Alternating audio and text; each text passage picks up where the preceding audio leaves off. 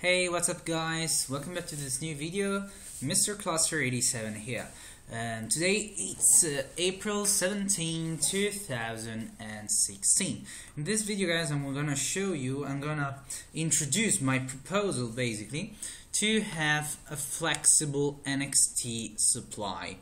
So basically when first it was created, NXT has this let's say original sin where 71 accounts basically invested 21 bitcoins over here, and all the supply was instantly created basically.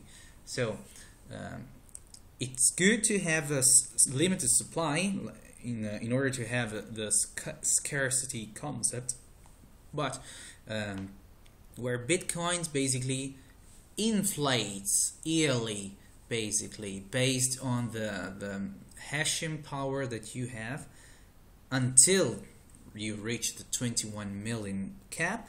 Over the NXT platform, every single unit, the 1 billion units, were instantly generated and distributed between those 71 initial investors. You will find this link in the description of my video. And basically afterwards they had to basically distribute these funds. So I would like to introduce the concept of basically central banks, decentralized, let's say, central banks that actually help the contraction and the expansion of the units of the supply. Why this? Because basically economies are, you know, living beings, let's say, so they are dynamics, they're not static, so you don't have just one single point of equilibrium. Equilibrium varies, you know, in time. So it is really smart to have a crypto that actually can allow the contraction or the expansion of its monetary supply when it's needed basically. So another point that I would like to stress, it's how money currently is created. Basically central banks, so Federal Reserve in the US and ECB in the European zone, basically they create money out of thin air, but actually they don't throw it through the helicopters, but actually they do buy national bonds, treasury bonds, and in this way they create supply. So when you hear on the news that the ECB cuts the interest rates or raised interest rates, when you hear they increased the interest rates, basically they just printed money and buy national loans. When you hear about they're gonna cut interest rates, basically the national debt are going to be repaid, therefore the currency that was distributed just came out of the circulation basically. So I would like to introduce this really simple but really powerful concept that I studied during my university years, and it's basically the LM curve, which actually explains how you can reach equilibrium between money supply, the money supply curve, and the money demand curve. This is a concept within the macroeconomics area. So let's say that basically even in the current system, let's say that money supply it's given, let's say. So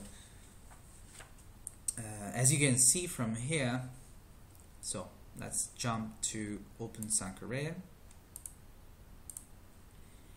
So basically there is always the research of an equilibrium. Basically now we should, oh my gosh, so this is the money supply, which has two equals, basically money demand, MD. So in an mathematical terms, this condition is expressed by this function.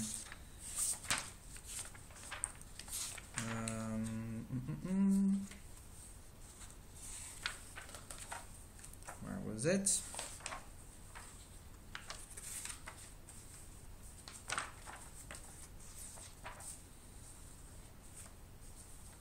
Okay, so it is expressed by M, which is the money supply, which equals the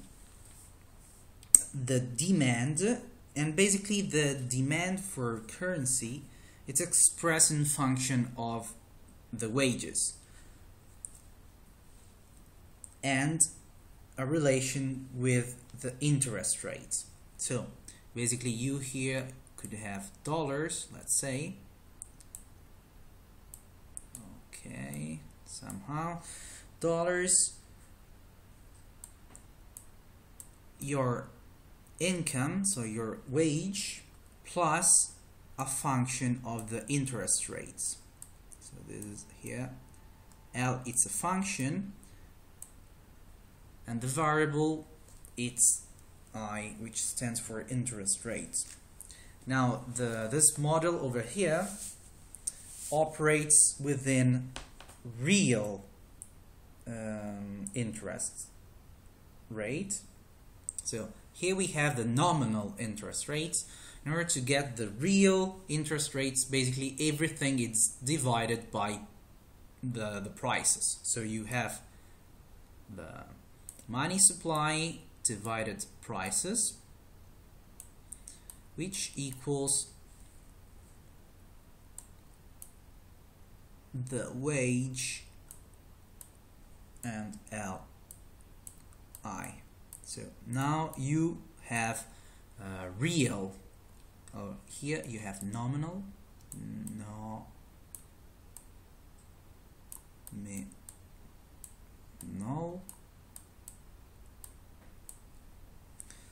Rates. Here you have real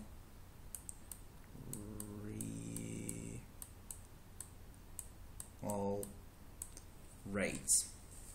So how does this graph basically looks like? Basically, let's erase everything. You have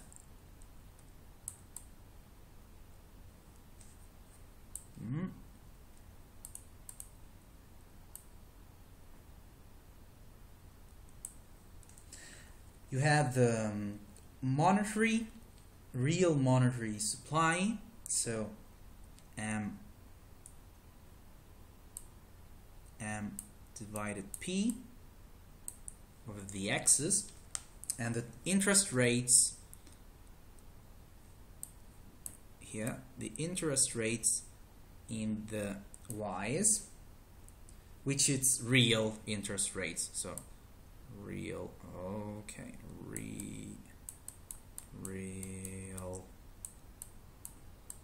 real, and you have the I.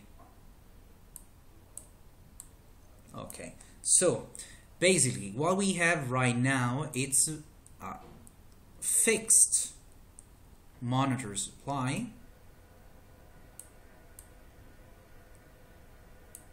this is an S, monetary supply, which basically it's 1 billion. Okay, so 1, 2, 3, 1, 2, 3 NXTs and XT.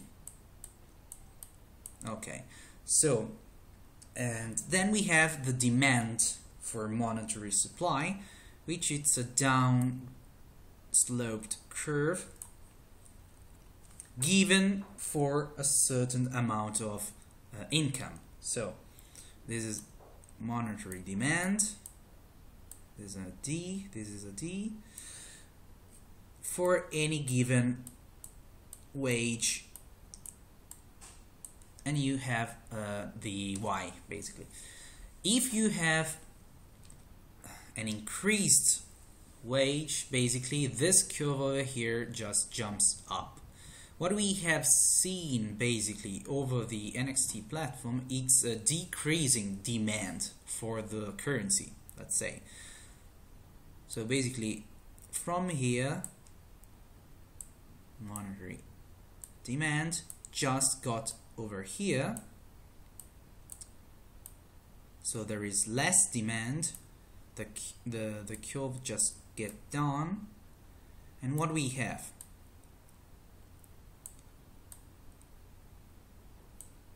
from this interest rate, basically you just got this one.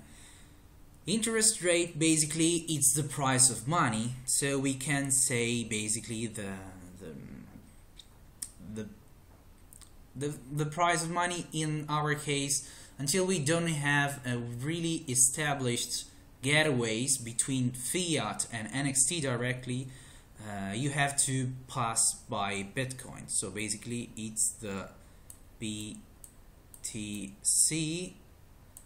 exchange rate.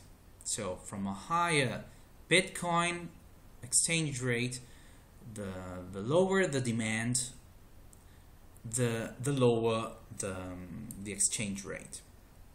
BTC1. So this is how currently the situation is. What I'm proposing basically is to have the possibility to since the NXT supply is kept, the only thing that we can do right now is reduce. So how can we reduce basically the amount of the supply?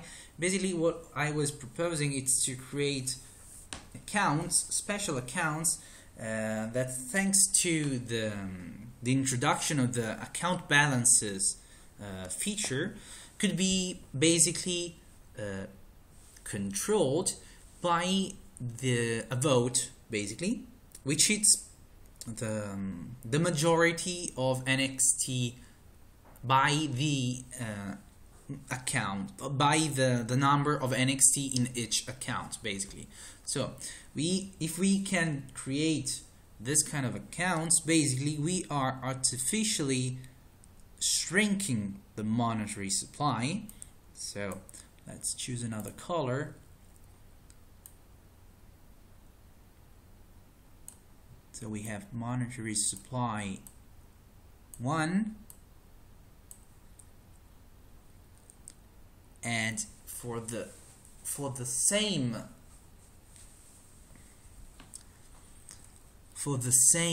curve, basically, even in the first, okay, if we have this one, as you can see, the interest rate would be higher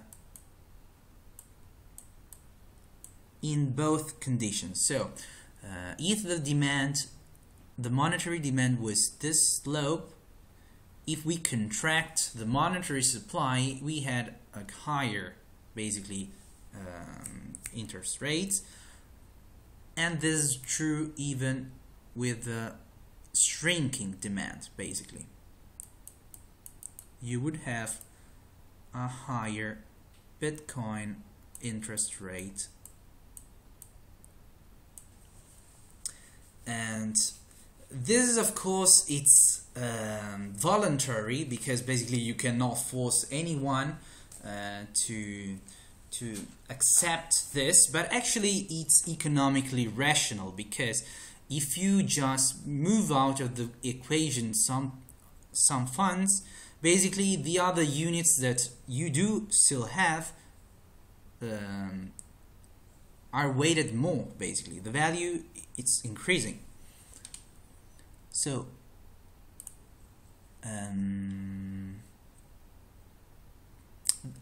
this is the, let's say, the economic model that actually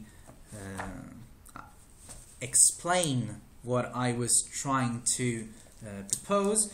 If you still don't have this argument clear, just jump over the discussion, because the more we talking about, the more we brainstorm, the better, basically. So hope you find this more information useful, guys. Let's see you over the next video. Bye bye, guys. This was Mr. Cluster 87. Just peace out.